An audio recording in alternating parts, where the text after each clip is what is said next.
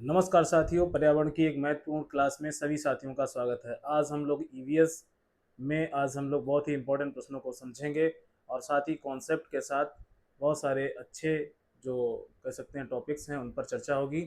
तो आज की क्लास यूपी टेट एग्ज़ाम जो कि जनवरी में होना है और साथ ही आगे आपका सुपर टेट होने वाला है, तो इन सभी एग्ज़ाम्स के लिए हमारे इम्पोर्टेंट टॉपिक्स को पढ़ते रहिए। तो आइए आज हम बात करते हैं जैव विविधता से संबंधित कुछ बुक्स।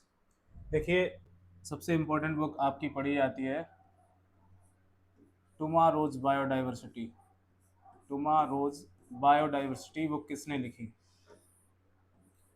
बायोडाइवर्सिटी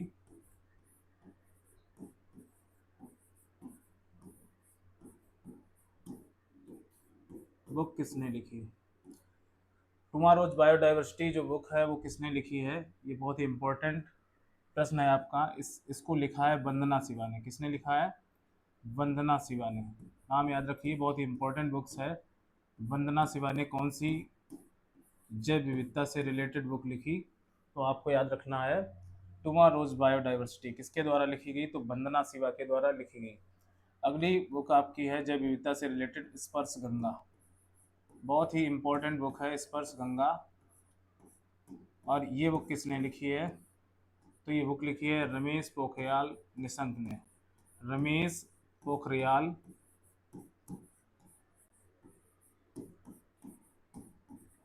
पोखरियाल निशंक ने। किसने लिखी है? रमेश पोखरियाल निशंक ने। कौन सी बुक लिखी है आपको याद रखना है। ये बुक लिखी है किसने?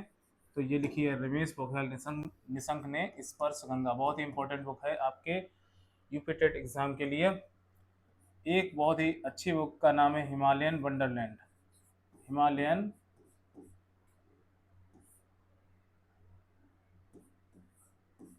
Himalayan Wonderland. इस बुक का नाम जरूर याद रखना, ये बुक बहुत इंपॉर्टेंट है।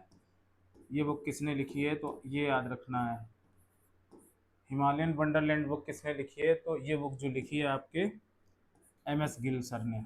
M S M S Gill. याद रखना है, बहुत ही इंपॉर्टेंट प्रश्न है। एम एस गिल ने कौन सी बुक लिखी? तो आपको याद रखना है ये बुक लिखी है हिमालयन वंडरलैंड।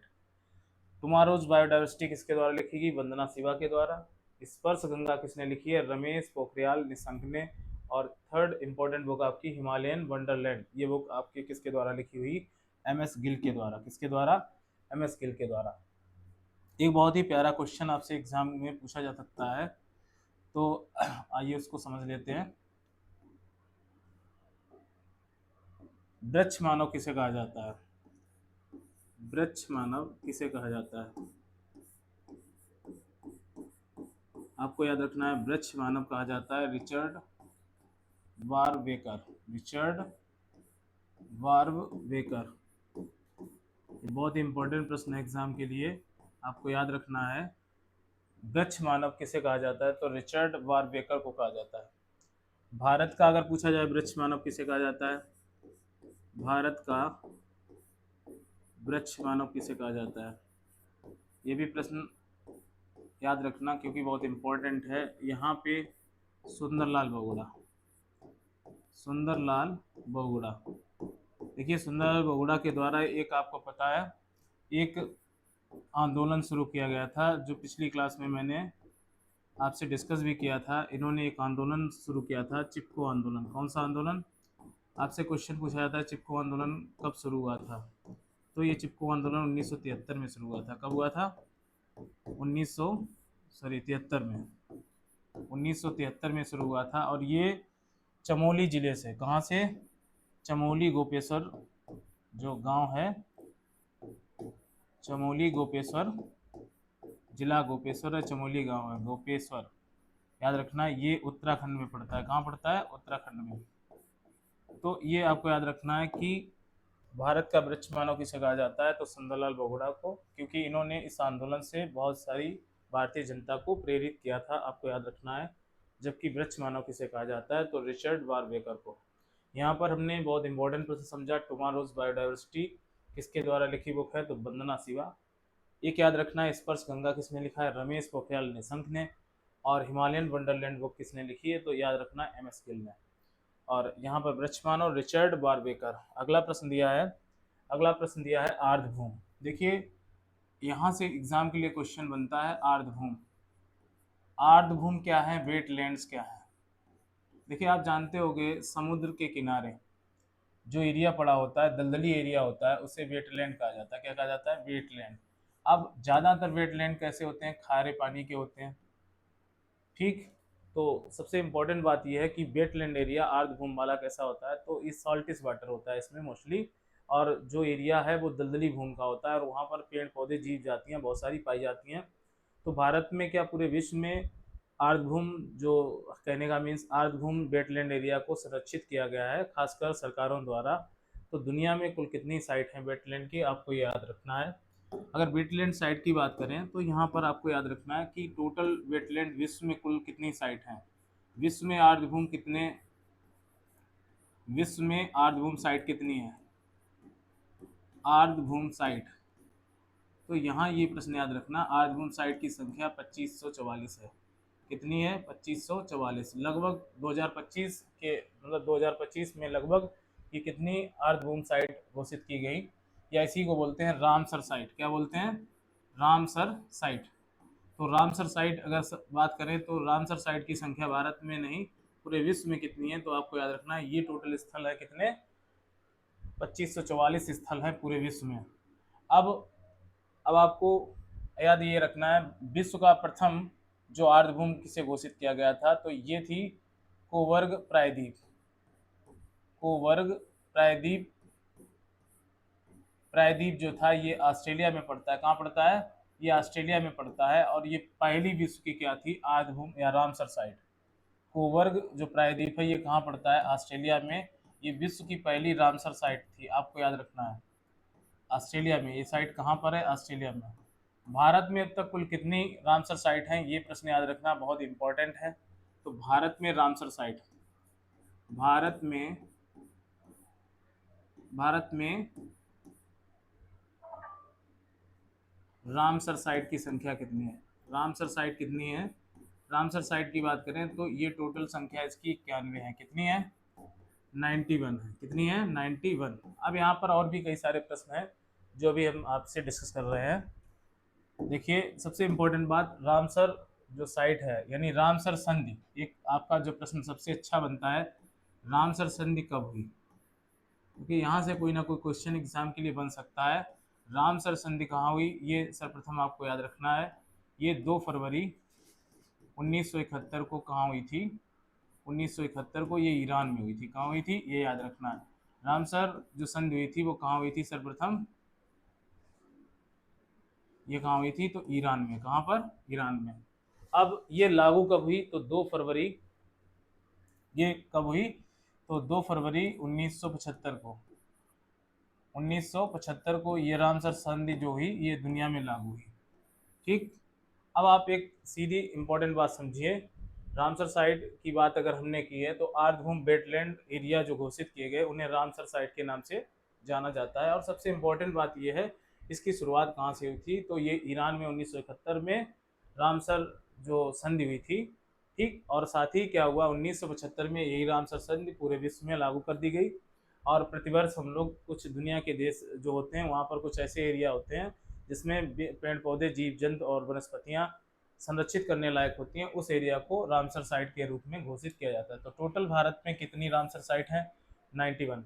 अगर हम आपसे पूछें कि भारत में नवीनतम रामसर साइट कौन सी है, भारत में नवीनतम रामसर साइट, नवीनतम रामसर साइट भारत की कौन सी है, अगर बात करें तो ये हमारी कहाँ है, तो राजस्थान में है। देखिए खींचन, खींचान एवं मेनार, व मेनार, ये भारत की 91वीं रामसर साइट घोषित की गई। ये रामसर साइट है कहाँ पर भारत में, तो ये आपके राजस्थान में। कहाँ पर है, राजस्थान में। अगर बात करें तो 91वीं रामसर साइट भारत में जो घोषित की गई वो कौन सी है, खींचान और मेनार। मेनार जो जगह है आपकी, ये खींचान क्या है, ये राजस्थान में एक अभ्यारण्य है जहाँ पर संरक्षण दिया गया है वेटलैंड एरिया को। और मेनार उदयपुर में पड़ता है। और दोनों ये साइट कहाँ पर है, ये राजस्थान में। और जो 91वीं नवीनतम रामसर साइट घोषित की गई है, ये प्रश्न बहुत ही इंपॉर्टेंट है, आपको याद रखना है। अब सबसे इंपॉर्टेंट प्रश्न एग्जाम के लिए जो अक्सर पूछा जाता है, आर्द्रभूमि दिवस कब मनाया जाता है, ये प्रश्न याद रखना। आर्द्रभूमि दिवस, क्योंकि ये प्रश्न एग्जाम के लिए बहुत इंपॉर्टेंट है। आर्द्रभूमि दिवस कब मनाया जाता है, तो आर्द्रभूमि दिवस की अगर बात करें तो ये हमारा मनाया जाता है 2 फरवरी को। कब? 2 फरवरी को मनाया जाता है। ये प्रश्न याद रखना क्योंकि ये बहुत इंपॉर्टेंट है और आपके लिए खासकर जरूरी भी है। आइए बात कर लेते हैं अब अगले प्रश्नों की। अब सबसे इम्पोर्टेंट बात क्या है, एक इम्पोर्टेंट प्रश्न और आप लेते हैं, पर्यावरण का आतंकवादी किस पौधे को कहा जाता है? पर्यावरण का आतंकवादी किस पौधे को कहा जाता है? आतंकवादी, तो आप याद रखना, पर्यावरण का आतंकवादी कहा जाता है किसको? यूकेलिप्टस को। किसको कहा जाता है? यूकेलिप्टस, याद रखना। ये यूकेलिप्टस होता है एक, मतलब पौधा है यूकेलिप्टस। ये पौधा कैसा है? तो ये काफ़ी लंबाई में बढ़ता है और लिप्टेस, ठीक, और काफ़ी ये जमीन से, क्या मतलब कहने का मीन्स क्या है कि ज़मीन से बहुत ज़्यादा मात्रा में पानी खींचता है। तो वहाँ आसपास की जो भी ज़मीन होती है, काफ़ी एरिया में पानी की कमी को ये कम करता है। तो इस पौधे को पर्यावरण का आतंकवादी कहा जाता है क्योंकि ये पौधा जहाँ भी होगा वहाँ अन्य दूसरे पौधों के लिए पानी की उपलब्धता कम हो जाएगी, और इसलिए इस पौधे को भारत में भी बैन किया गया है कि आप यूकेलिप्टस को नहीं लगा सकते हैं। ये हमारा पर्यावरण का आतंकवादी कहलाता है, यूकेलिप्टस। ये एक प्रकार का प्लांट है, ठीक। आपने एक प्रश्न पढ़ा होगा, बंगाल का आतंकवादी किस पौधे को कहा जाता है? बंगाल का आतंकवादी क्वेश्चन, ये एग्जाम के लिए बहुत इंपॉर्टेंट है और आपके यूपी टेट में ये प्रश्न बन भी सकता है। आतंकवादी यानी बंगाल का आतंकवादी किस पौधे को कहा जाता है? अगर बात करें तो ये कहा जाता है, याद रखना, किसको कहा जाता है? जलकुंभी को। किसको कहा जाता है? जलकुंभी, ठीक। आपने देखा होगा जलकुंभी कहीं भी किसी भी तालाब में अगर उत्पन्न होती है तो पूरे तालाब पर आपको जलकुंभी ही दिखाई देती है। बहुत इंपॉर्टेंट प्रश्न है एग्जाम के लिए। तो बंगाल के जो भी तालाब हैं वहाँ पर जलकुंभी तालाब में फैली हुई है, सभी तालाबों में लगभग लगभग। तो वहाँ के लिए एक समस्या क्रिएट कर दिया इसने, दूसरे अन्य जलीय पौधों को ये होने से रोक देती है और पूरे तालाब को एक सड़न पैदा कर देती है, और दूसरी यहाँ तक कि उसमें रहने वाले अन्य दूसरे जीव जंतु जो होते हैं, वो जलीय जीव, उनकी भी मृत्यु हो जाती है। तो ये एक तरह से बंगाल का आतंकवादी के नाम से ये जाना जाता है, आपका जलकुंभी का पौधा। इसी को हम क्या बोलते हैं? इकॉर्निया। क्या बोलते हैं? इकॉर्निया, याद रखना, इकॉर्निया। इकॉर्निया का प्लांट है ये, इकॉर्निया क्रिप्सिस। इसका जो वैज्ञानिक नाम है इकॉर्निया क्रिप्सिस। तो याद रखना, इकॉर्निया क्रिप्सिस को हम क्या बोलते हैं? जलकुंभी। क्या बोलते हैं? जलकुंभी। अब नेक्स्ट प्रश्न समझ लेते हैं यहाँ पे। आपने सुना होगा एक्जोटिक स्पीसीज। एक्जोटिक स्पीसीज, क्योंकि यहाँ से एग्जाम के लिए प्रश्न बन सकता है, एक्जोटिक स्पीसीज क्या है? स्पीसीज, और इसी को हम बोल सकते हैं एलियन स्पीसीज। इसका दूसरा नाम क्या है? एलियन स्पीसीज, विदेशी पौधे। याद रखना, विदेशी जो पौधे हैं, तो विदेशी पौधे बोल सकते हैं, विदेशी जाति। स्पीसीज मीन्स क्या होता है? जाति। तो विदेशी जाति क्या है? या एलियन स्पीसीज या एक्जोटिक स्पीसीज, ऐसी वनस्पतियां या पेड़ पौधे जो दूसरे देशों से मतलब लाए नहीं गए, वो किसी कारणवश दूसरे बीजों के साथ भारत में प्रवेश कर गए, ऐसी स्पीसीज जो हैं उन्हें हम एक्जोटिक स्पीसीज या एलियन स्पीसीज कहते हैं। कहने का मीन्स क्या है, आप समझिए, ऐसे पौधे जो दूसरे देशों से किसी सीड के माध्यम से तुम्हारे देश में आ गए, और तुम्हारी जो जगह है, जो एरिया है जहाँ हम लोग फसलें उगाते हैं, और वहाँ पे जो फसलों के साथ जब बीजों को बोया गया तो वो भी पौधे ग्रो हो गए, और धीरे धीरे उस एरिया को उन्होंने पूर्णतया दूसरे अन्य पौधों को होने से रोक दिया और अपनी संख्या जो है उसको बढ़ाया। ऐसी एक घास है जिसको बोलते हैं लेंटाना कैमरा। याद रखना, लेंटाना कैमरा। ये बहुत ही इंपॉर्टेंट प्रश्न है, आपसे क्वेश्चन पूछा जाता है, लेंटाना कामरा।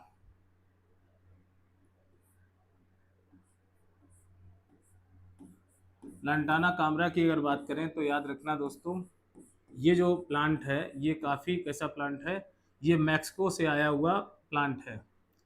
तो याद रखना, लेंटाना कामरा जो प्लांट है ये कैसी घास है, ये एग्जोटिक स्पीसीज है या एलियन स्पीसीज बोल सकते हैं।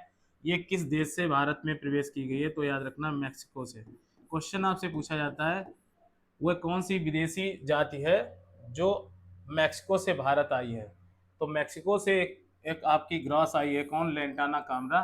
और इसने हमारे जो भारतीय जो कह सकते हैं हम लोग क्रॉप उगाते हैं, वहाँ इसने क्या किया, उस एरिया को इसने कवर कर लिया है और अन्य दूसरी घास या अन्य पौधों को उगने पर रोक, मतलब उनको उगने ही नहीं दिया। तो ऐसी जातियों को हम क्या बोलते हैं, एग्जोटिक स्पीसीज। यानी कह सकते हैं वो किसी भी एरिया में अगर इनको उगाया जाता है तो ये दूसरी फसलों को नहीं होने देते हैं या दूसरी जीव जातियों पेड़ पौधों की जातियों को उगने नहीं देते हैं। तो ऐसी जातियों को हम क्या बोलते हैं, एग्जोटिक स्पीसीज बोलते हैं। इसी में एक बहुत ही महत्वपूर्ण नाम आता है, आपको याद रखना है, इसी में एक नाम आता है आपका सबसे इंपॉर्टेंट, कांग्रेस घास। आपने पढ़ा होगा कांग्रेस घास। कांग्रेस घास को हम वैसे क्या बोलते हैं, इसको कई नामों से जाना जाता है। ये प्रश्न कई बार बनता भी एग्जाम के लिए, कांग्रेस घास को और किस नाम से जाना जाता है, बहुत महत्वपूर्ण प्रश्न है। तो याद रखिए इसको पार्थेनियम भी बोलते हैं। क्या बोलते हैं, पार्थेनियम। याद रखना, पार्थेनियम कैसी घास है, ये अमेरिका से आई हुई एक घास है पार्थेनियम, या इसी को हम अन्य नाम से इसे गाजर घास भी बोलते हैं। क्या बोलते हैं, गाजर घास। तो दोस्तों याद रखना, इसके पत्ते जो होते हैं बिल्कुल गाजर की तरह होते हैं और कटे फटे होते हैं, कह सकते हैं। गाजर घास, कांग्रेस घास या पार्थेनियम, ये कैसा प्लांट है, तो ये एक प्रकार की एलियन स्पीसीज है जो भारत में सीड के माध्यम से अमेरिका से आई हुई है। कहाँ से, अगर इसकी उत्पत्ति की बात करें तो ये पौधा हमारा कहाँ से आया है, तो याद रखना अमेरिका से। ये गेहूं के बीजों के साथ या अन्य दूसरे बीजों के साथ भारत में इसने प्रवेश लिया है। कांग्रेस घास या पार्थेनियम इसे बोलते हैं, या गाजर घास के नाम से इसको जाना जाता है। ये एक प्रकार की क्या है, एक्जोटिक या एलियन स्पीसीज या विदेशी जाति कही जाती है। तो आपको याद रखना है कांग्रेस घास, पार्थेनियम घास किस देश से आई हुई घास जो भारत में उगी है, तो आपको याद रखना है ये अमेरिका से लाई हुई नहीं, ये मतलब सीड के माध्यम से गलती से आ गई हमारे देश में। और इसने भारत के बहुत सारी मतलब कह सकते हैं क्षेत्र या एरिया जहाँ पर हम लोग क्रॉप उगाते हैं, वहाँ या रोड की सड़कों के किनारे इस घास को अक्सर देखा जाता है। और ये जहाँ पर भी होती है वहाँ पर अन्य दूसरे पौधों को उगने नहीं देती है, ये बात याद रखना। तो यहाँ तक काफ़ी अच्छे प्रश्नों को आपने समझा। आइए अगले प्रश्न की बात करते हैं। आपसे एक इम्पोर्टेंट प्रश्न पूछा जाता है, डॉल्फिन। आपने बहुत नाम सुना होगा। डॉल्फिन क्या है, एक प्रकार की कैसी मछली होती है, बहुत ही समझदार मछली होती है जिसे गंगा टाइगर बोलते हैं। किस नाम से जाना जाता है इसको, गंगा टाइगर। अब आप याद रखना, देखो गंगा में जो मछली पाई जाती है, डॉल्फिन गंगा में पाई जाने वाली मछली है, इसे सुनसू भी कहा जाता है। क्या कहा जाता है, सुनसू। याद रखना, ये नाम काफ़ी इसका वैसा नाम है, चूंकि आपसे पूछा जाए अगर मान लो ऑप्शन में सुसु ही दिया है तो आप डॉल्फिन ये याद रखें कि ये डॉल्फिन है। क्या है, डॉल्फिन है। याद रखना क्या है, ये डॉल्फिन। ठीक। अब सबसे इंपॉर्टेंट बात है कि यहाँ से प्रश्न क्या बन सकते हैं, आपके लिए प्रश्न क्या बन सकते हैं एग्जाम के लिए, तो वो बहुत ही महत्वपूर्ण प्रश्न है, वो आपको याद रखने हैं। देखिए यहाँ पर अगर सबसे अच्छी बात की जाए तो आपसे पूछा जाता है प्रश्न, भारत का राष्ट्रीय जलीय जीव किसको घोषित किया गया। आपसे प्रश्न पूछा जाता है, भारत का राष्ट्रीय जलीय जीव, राष्ट्रीय जलीय जीव किसे घोषित किया गया, राष्ट्रीय जलीय जीव किसे घोषित किया गया।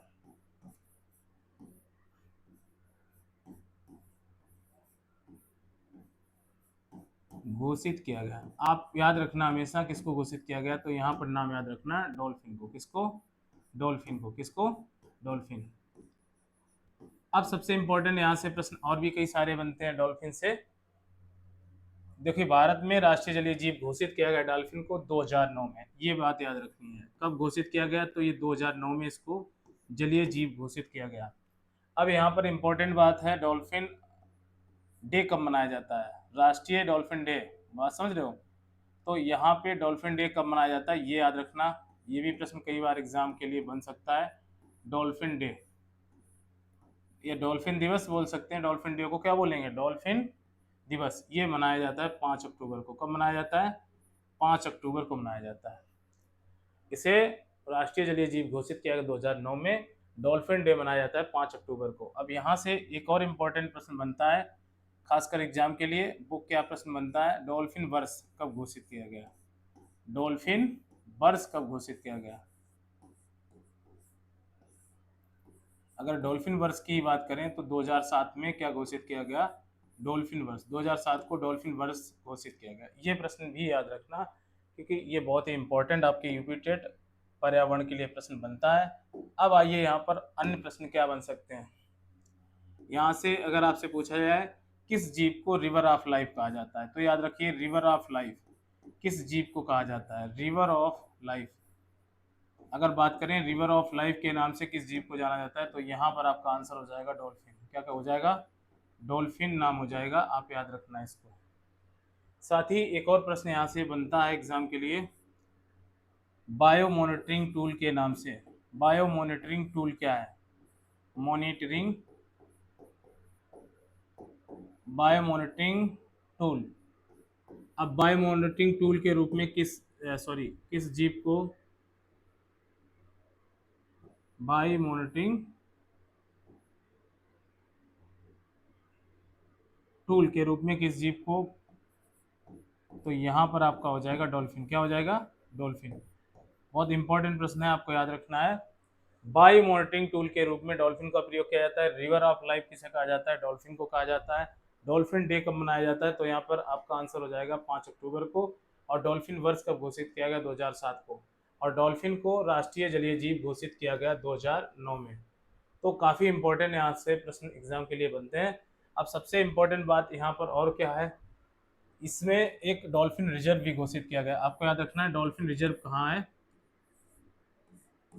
डॉल्फिन, भारत का प्रथम डॉल्फिन रिजर्व कहाँ है, मतलब भारत में डॉल्फिन कहाँ पाई जाती है अगर बात करें डॉल्फिन रिजर्व, तो आपने हुगली नदी सुनी होगी, जो हुगली नदी आपकी है।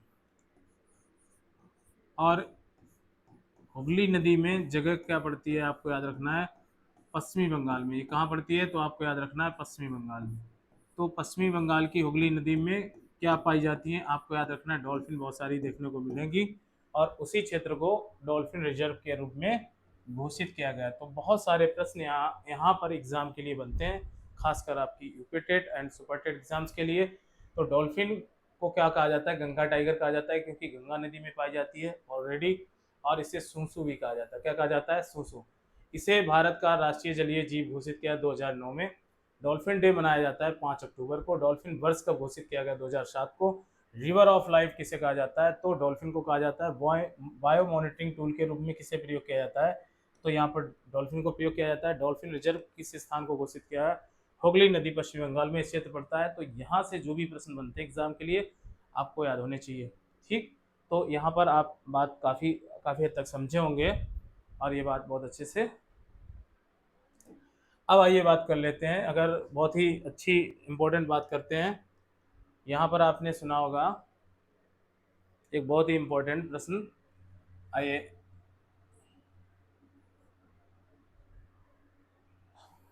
साइट्स, ये एक संस्था है। देखिए साइट्स क्या है, संस्था है। इसकी स्थापना 1973 में हुई थी। कब हुई थी, 1973 में। अब देखो साइट्स क्या है वो आपको समझना है। कन्वेंशन ऑन ट्रेड, इसका पूरा नाम जान लेते हैं। Convention on trade,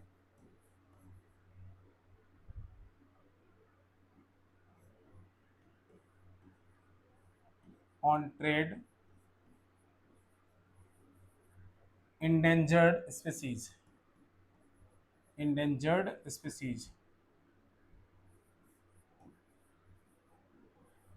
species of wild, species of wild,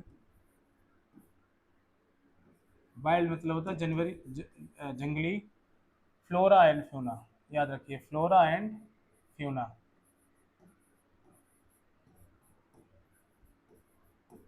अब देखिए इस, ये जो साइट है, ये साइट जो मतलब कह सकते हैं, इस पर एक संस्था आप जानते होंगे IUCN। क्या, IUCN, ये जो संस्था है आप जानते हो, ये दुनिया में जीव जंतुओं को क्या सुनिश्चित करने का प्रयास करती है। कौन सी संस्था, IUCN। 1948 में इसकी स्थापना हुई थी।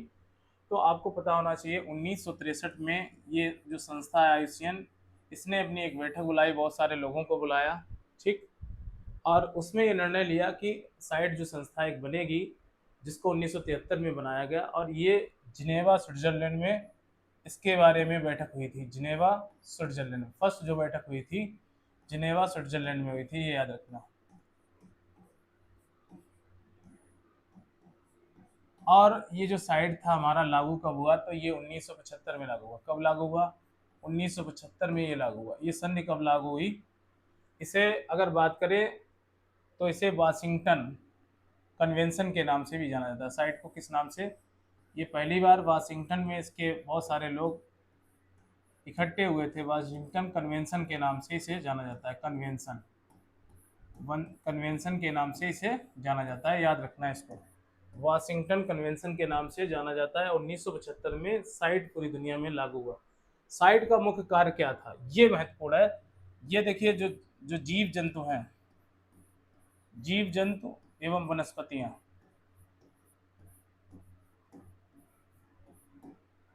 वनस्पतियां जो कैसी हो रही हैं, जो हमारे यहाँ लुप्त हो रही हैं, उन वनस्पतियों की बात करता है।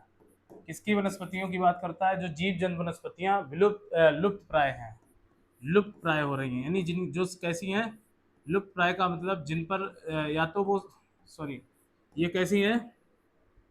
लुप्त प्राय। ये मतलब क्या है? संकटग्रस्त हैं, या तो जीव जातियां संकटग्रस्त हैं, या फिर ये कैसी हैं? दुर्लभ हैं। दुर्लभ जातियां हैं। कैसी जातियां हैं? जिनकी संख्या दुनिया में बहुत कम बची हुई है। कुछ ही स्थानों पर ये जीव बचे हुए हैं, दुर्लभ हैं, रेयर स्पीसीज जिसे बोलते हैं। या तो ये रेयर स्पीसीज की कैटेगरी में आते हैं, या इंडेंजर्ड स्पीसीज की कैटेगरी में आते हैं, याद रखना है। या तो ये इंडेंजर्ड की कैटेगरी में आते हैं, और ऐसी जीव जातियों का जो क्या हो रहा है? व्यापार हो रहा है। ऐसी जीव जातियों का क्या हो रहा है? व्यापार, अंतर्राष्ट्रीय स्तर पर अवैध व्यापार हो रहा है। कैसा? जो मतलब इन जीव जंतुओं को ले जाकर अंतर्राष्ट्रीय मार्केट में बेचा जा रहा है। उनके विशिष्ट प्रकार के अंगों अवैध व्यापार हो रहा है। उनके अंगों का अधिक व्यापार, मतलब अंगों का अवैध व्यापार। इनके शरीर के जो अंग हैं, या वो पूरे तौर से, तो याद रखना, मतलब जो भी जीव जातियां हमारी दुनिया में, जैसे शेर, चीता, बाघ हैं, शेर को खाल के लिए, हाथी को दांत के लिए, मतलब मार कर क्या किया जा रहा है? अंतर्राष्ट्रीय मार्केट में बेचा जा रहा है। तो साइट जो संस्था है, ये पूरी दुनिया में जीव जंतुओं के संरक्षण के लिए काम करती है, और एक डेटा जारी करती है प्रतिवर्ष की हमारी दुनिया में या हमारे बहुत सारे देशों में किस प्रकार से अवैध रूप से जीव जंतुओं के अंगों को लेकर व्यापार हो रहा है, या उन उन जीवों को बेचा जा रहा है दुनिया के कई सारे देशों में। आप जानते हो चीन इसका सबसे बड़ा मार्केट है, और चीन में कह सकते हैं सबसे ज़्यादा अवैध व्यापार होता है जीव जंतुओं का, ठीक। तो ये भी बात आपको याद रखनी है। तो साइट संस्था जो है, ये पूरी दुनिया में जीव जंतुओं के व्यापार का एक डाटा जारी करती है प्रतिवर्ष, जो अवैध रूप से दुनिया में बेचे जाते हैं। तो साइट के बारे में आप समझे, 1973 में जिनेवा स्विट्जरलैंड में इसकी बैठक हुई थी, और 1975 में पूर्ण रूप से यानी लागू हुआ, ठीक। तो ये बात आप अच्छे से समझ गए होंगे। अब आइए चलते हैं, आइए आगे बात करते हैं। और आगे सबसे इम्पोर्टेंट प्रश्न क्या है? अगर सबसे इम्पोर्टेंट बात करें तो एक इम्पोर्टेंट ले लेते हैं, स्टॉकहोम सम्मेलन। स्टॉकहोम सम्मेलन, स्टॉकहोम सम्मेलन। अब ये याद रखना है, ये सम्मेलन कब हुआ था? बहुत ही इंपॉर्टेंट प्रश्न है, मोस्ट इंपॉर्टेंट है यूटेट के लिए प्रश्न। स्टॉकहोम सम्मेलन की शुरुआत कब हुई थी? तो 1972 में, ठीक। और ये कहाँ पड़ता है? तो ये हुआ था स्वीडन में। कहाँ हुआ था? स्टॉकहोम सम्मेलन कहाँ हुआ था? 1972 में। कहाँ हुआ था? स्वीडन में। आपको याद रखना है, स्वीडन में हुआ था। कौन सा सम्मेलन? तो स्टॉकहोम सम्मेलन याद रखना है आपको, ठीक। अब सबसे इम्पोर्टेंट बात है, इसमें क्या हुआ?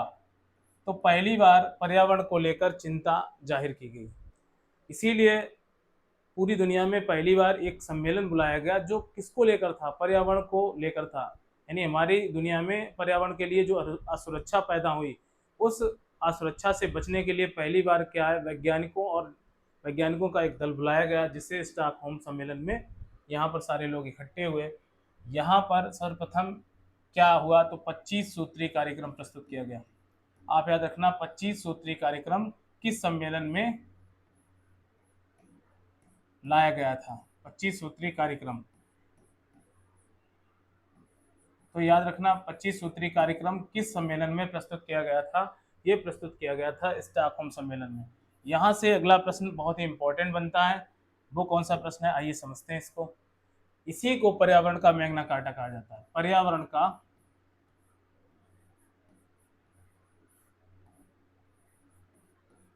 का मैग्ना कार्टा।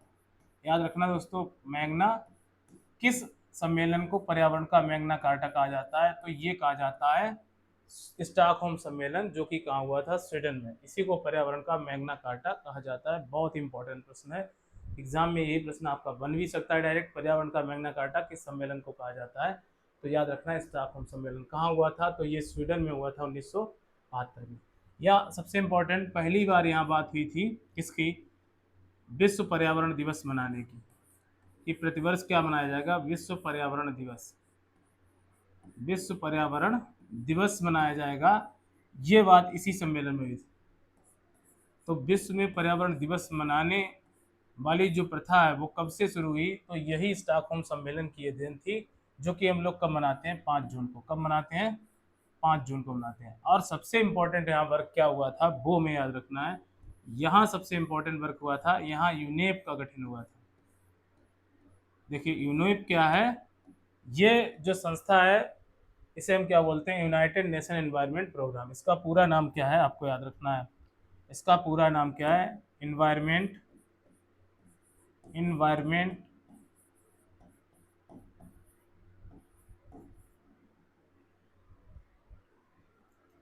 यूनाइटेड देखो, united nation of environment programme. United nation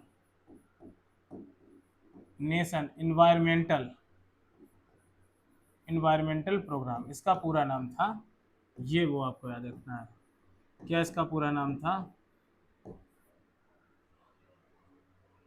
United nation environment programme, संयुक्त राष्ट्र पर्यावरण कार्यक्रम। संयुक्त राष्ट्र, इसे हम हिंदी में क्या बोलेंगे? संयुक्त राष्ट्र पर्यावरण कार्यक्रम। संयुक्त राष्ट्र पर्यावरण कार्यक्रम। इसकी स्थापना कहाँ हुई थी? ये प्रश्न बनता है। इसकी स्थापना कहाँ हुई थी? ये याद रखना है। इसकी स्थापना कहाँ हुई थी? तो ये यूनेप की स्थापना हुई थी केन्या नैरोबी में। केन्या नैरोबी में। ये प्रश्न बहुत इंपॉर्टेंट है, आपको याद रखना है। इसकी स्थापना कहाँ हुई थी? तो केन्या नैरोबी में इसकी स्थापना हुई थी। तो यहाँ से मोटे तौर पर 4-5 क्वेश्चन बहुत इंपॉर्टेंट आपके बनते हैं। 25 सूत्रीय कार्यक्रम प्रस्तुत किया गया था। पर्यावरण का इसे मैग्ना कार्टा कहा जाता है स्टॉकहोम सम्मेलन को। और विश्व पर्यावरण दिवस मनाने की पहली बार शुरुआत या नींव कहाँ पर पड़ी थी? तो स्टॉकहोम सम्मेलन में। और यहीं पर किसका गठन हुआ था? तो यूनेप का गठन हुआ था। संयुक्त राष्ट्र पर्यावरण कार्यक्रम का भी गठन हुआ था। और इसकी स्थापना कहाँ हुई थी? तो केन्या नैरोबी में। तो ये मोटे तौर पर आपके बहुत ही इंपॉर्टेंट प्रश्न एग्जाम के लिए आपको याद रखने हैं। तो आज की वीडियो लेक्चर में दोस्तों बहुत ही इंपॉर्टेंट क्लास थी आपकी पर्यावरण की। और आशा करते हैं कि आप लोग हमारे साथ जुड़े रहेंगे और आपके लिए बहुत ही इम्पोर्टेंट जो कॉन्सेप्ट के साथ आपके टॉपिक्स हैं उनको डिस्कस किया जाएगा। लर्निंग व्हील पर आप बहुत अच्छे से जुड़े रहिए और आने वाले समय में सुपर टेट और यूपी टेट की सभी क्लासेस आपको दी जाएंगी। और मैं आपका दोस्त वीके सर आपसे फिर मिलते हैं नेक्स्ट वीडियो में। नमस्कार।